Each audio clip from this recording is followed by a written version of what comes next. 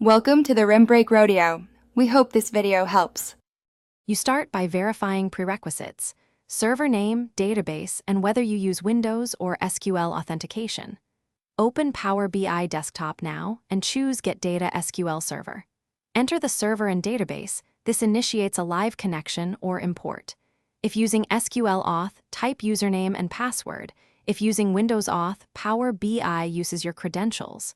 Once done, select Direct Query or Import so you control performance and freshness.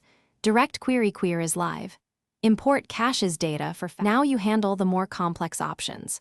Pick Direct Query if you need real-time data, or Import for speed and transformations. Click Advanced to paste a native SQL query if you need a narrowed dataset. This reduces transferred rows.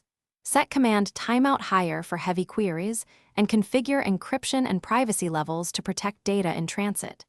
If your server is on-premises, map the data source in the on-premises data gateway so Power BI service can refresh without exposing credentials. Finish by loading the selected tables and applying any query editor transforms, then close and apply to populate the model. Publish the report to Power BI service, and if you used import, schedule refresh with your gateway.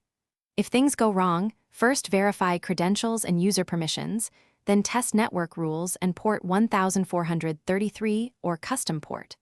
Also confirm the gateway shows online. If it's offline, restart the gateway service. One quick tip: run a simple SQL client query to isolate server versus Power BI issues.